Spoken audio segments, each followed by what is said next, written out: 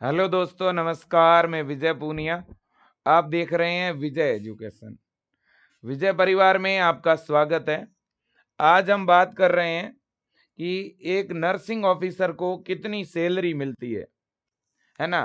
एक nursing officer बनने के बाद में कितना पेमेंट मिलता है, इसको लेकर के बहुत सारे बच्चे जानना चाहते हैं।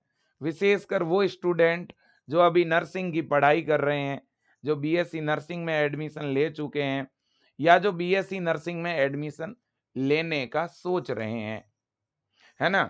सबसे पहले मैं आपको बता दूं कि आखिरकार नर्सिंग ऑफिसर होता क्या है, नर्सिंग ऑफिसर कहते किसे हैं। देखो बच्चों, नर्सिंग ऑफिसर एक पद का नाम है, एक पोस्ट का नाम है। जैसे मेडिकल ऑफिसर होता है ना। अलग अलग डिपार्टमेंट का कोई ना कोई अधिकारी होता है। वैसे ही नर्सिंग डिपार्टमेंट का जो बड़ा अधिकारी होता है उसे नर्सिंग ऑफिसर बोला जाता है। और नर्सिंग ऑफिसर बनने के लिए आपने बीएससी नर्सिंग किया हुआ होना चाहिए। नर्सिंग ऑफिसर की हर साल कई वैकेंसियां आती है बेटा। नर्सिंग ऑफिसर की क्या निकलती है, सरकारी भर्ती निकलती है। सेंट्रल गवर्नमेंट के हॉस्पिटल में अलग से वैकेंसी निकलती है और राज्यों के हॉस्पिटल के अंदर अलग से वैकेंसी निकलती है ना।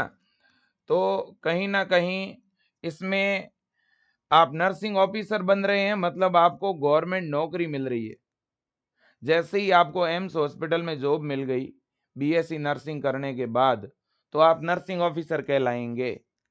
नर्सिंग ऑफिसर बनने के बाद प्रमोशन भी होते हैं। नर्सिंग ऑफिसर के बाद सीनियर नर्सिंग ऑफिसर होता है ना। और आगे चीफ नर्सिंग ऑफिसर, ऐसे कई तरह के प्रमोशन होते हैं, ठीक है ना। और जैसे जैसे प्रमोशन होता जाता है सैलरी बढ़ती जाती है ना। एक नर्सिंग ऑफिसर की जिम्मेदारी क्या होती है भाई। नर्सिंग ऑफिसर हॉस्पिटल के जो अलग अलग डिपार्टमेंट होते हैं, उस डिपार्टमेंट में जितने भी नर्सिंग कर्मी उसके नीचे काम कर रहे होते हैं, है ना, वो उनकी तो रेस्पॉन्सिबिलिटी होती ही है। साथ ही साथ कोई भी पेशेंट हॉस्पिटल में आता है उसका ट्रीटमेंट करना, है ना, ये भी काम कहीं ना कहीं एक नर्सिंग ऑफिसर का होता है। नर्सिंग ऑफिसर की अलग अलग डिपार्टमेंट में ड्यूटी लगती है। तो कहीं ना कहीं नर्सिंग का ये सबसे बड़ा अधिकारी है बेटा। अगर मैं नॉलेज की भी बात करूं तो जितना नॉलेज एक एमबीबीएस डॉक्टर को होता है, लगभग उसके पास नॉलेज एक नर्सिंग ऑफिसर को भी होता है।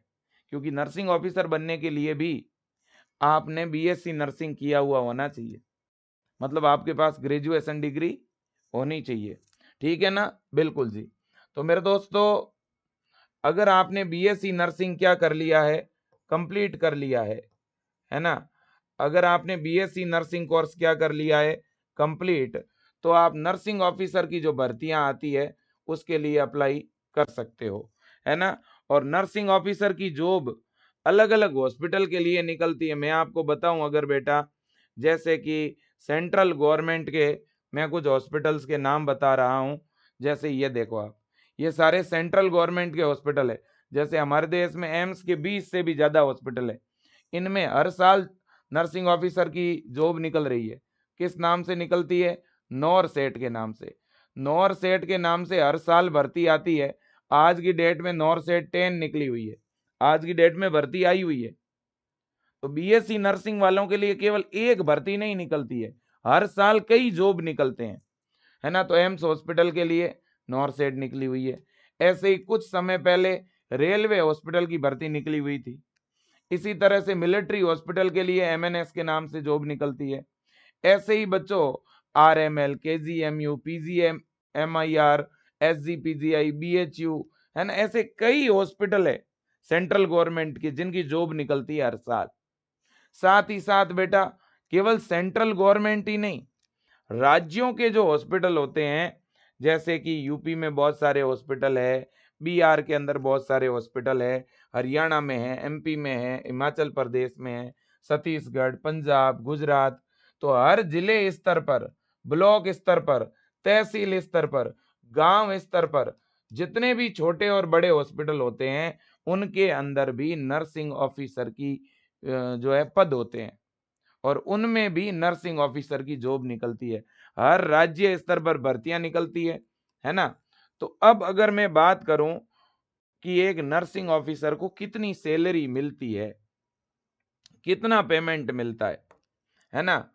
अगर बेटा आप नर्सिंग ऑफिसर बन जाते हैं बीएससी नर्सिंग के बाद, है ना, after BSc nursing, after BSc nursing, BSc nursing course करने के बाद इतना तो कन्फर्म है कि हर बच्चा नर्सिंग ऑफिसर बनता है। इसमें बच्चों 100% स्कोप है। ये बीएससी नर्सिंग कोर्स बहुत अच्छा कोर्स है आज के डेट में। अगर मैं सैलरी की बात करूं तो यहाँ 2 टाइप की सैलरी है बच्चों, है ना। अगर आपको नौकरी मिल जाती है सेंट्रल गवर्नमेंट हॉस्पिटल में, है ना, अगर एम्स जैसे हॉस्पिटल में, रेलवे हॉस्पिटल, ईएसआईसी हॉस्पिटल, है ना, मिलिट्री हॉस्पिटल, अगर सेंट्रल गवर्नमेंट का हॉस्पिटल है और वहां पर अगर आपको नौकरी मिल जाती है बेटा, तो आपकी सैलरी शुरुआत होती है लगभग 80,000 प्रति महीना। लगभग ये स्टार्टिंग सैलरी है ना, 80,000 रुपये प्रति महीना। और ये सैलरी लगभग 2 से 3 साल बाद बढ़ करके 1,00,000 रुपए से ऊपर चली जाती है। यानी 1,00,000 प्रति महीना 2 साल के बाद ये सैलरी हो जाती है 1,10,000, 1,25,000। क्योंकि बेटा सैलरी नर्सिंग फील्ड में ऐसा होता है, सैलरी आपके ड्यूटी पे डिपेंड करती है। अगर आप थोड़ा एक्स्ट्रा ड्यूटी कर रहे हो, क्योंकि एक महीने में 20 दिन ड्यूटी करनी होती है आपको, जिसमें आपकी नाइट ड्यूटी भी लगती है आईसीयू में, इमरजेंसी में, एनआईसीयू में। तो अगर किसी स्पेशल डिपार्टमेंट में ड्यूटी लगती है तो वहां अलाउंसेज मिलते हैं, भत्ते मिलते हैं, एक्स्ट्रा पेमेंट मिलता है। तो इसलिए अगर आपकी सैलरी 80,000 है तो भी नॉर्मली कई बार कुछ महीनों में 90 भी पेमेंट बन जाएगा। अगर 1,00,000 है तो कुछ महीनों में 1,10,000, 1,20,000 भी बन जाता है। तो इसलिए बहुत अच्छी सैलरी है। ऑन एंड एवरेज आपको 80,000 रुपए से ऊपर ही मिलेगी, इतना कन्फर्म है शुरुआत में। और 2 साल बाद यही सैलरी 1,00,000 से ऊपर चली जाएगी। और हर 2-3 साल में प्रमोशन होता है बेटा, प्रमोशन के साथ 20-20,000 रुपए सैलरी बढ़ती है। ठीक है ना। एक चीफ नर्सिंग ऑफिसर की सैलरी होती है 2.25 लाख रुपए, है ना। सबसे बड़ा जो प्रमोशन है, सबसे बड़ी जो पोस्ट है वो होती है चीफ नर्सिंग ऑफिसर। अब देखो, इसी तरह से जो राज्यों के हॉस्पिटल होते हैं ना बेटा, स्टेट गवर्नमेंट के, है ना, स्टेट हॉस्पिटल, तो राज्य स्तर पे जो नौकरियां निकलती है, अगर आप स्टेट की जॉब भी ज्वाइन करते हो ना, तो भी आपका शुरुआती पेमेंट लगभग बेटा 60,000 रुपए प्रति महीना से लेकर के 70,000 रुपए प्रति महीना रहता है। 70,000 रुपए प्रति महीना, है ना। और ये 2 साल बाद बढ़ करके लगभग 85 से लेकर के और 90,000 तक पहुंच जाता है बेटा। ठीक है ना। और आज के समय में तो, ये तो मैं आज की बात कर रहा हूं, 2-3 साल बाद आप देखिएगा बीएससी नर्सिंग करने के बाद जिसकी भी जॉब लगेगी उसकी शुरुआती सैलरी 2.25 लाख रुपए होगी। ये कन्फर्म मान के चलो, है ना। आज के समय में भी बेटा जो नर्सिंग ऑफिसर बनते हैं 2 साल 3 साल बाद उनकी 1.25 लाख रुपए तक सैलरी होती है आज विजय एजुकेशन के अंदर।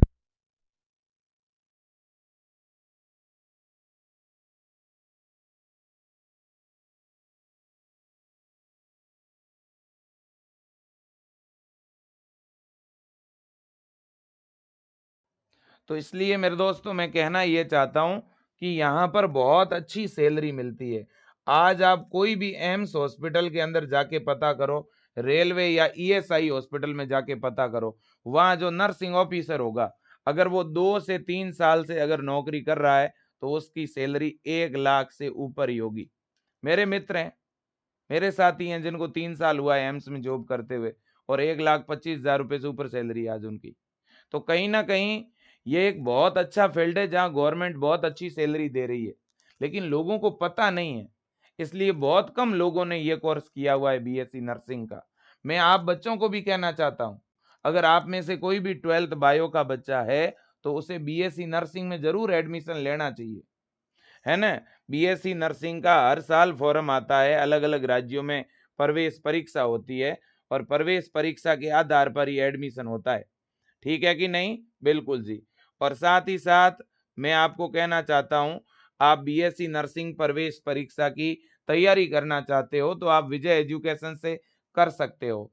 और अगर आप बीएससी नर्सिंग में पढ़ रहे हो तो भी विजय एजुकेशन के अंदर BSc nursing semester first, second, third, fourth, fifth इन सेमेस्टर की भी क्लासें हम पढ़ाते हैं, ऑनलाइन अवेलेबल करवाते हैं। ठीक है, तो आज के लिए इतना ही। चैनल सब्सक्राइब करिए, वीडियो शेयर करिएगा और अपने इस नर्सिंग के प्रोफेशन से प्यार करिएगा, प्राउड कीजिएगा। हमारा एक रेप्यूटेटेड प्रोफेशन है, बहुत ही शानदार प्रोफेशन है। धन्यवाद आपका।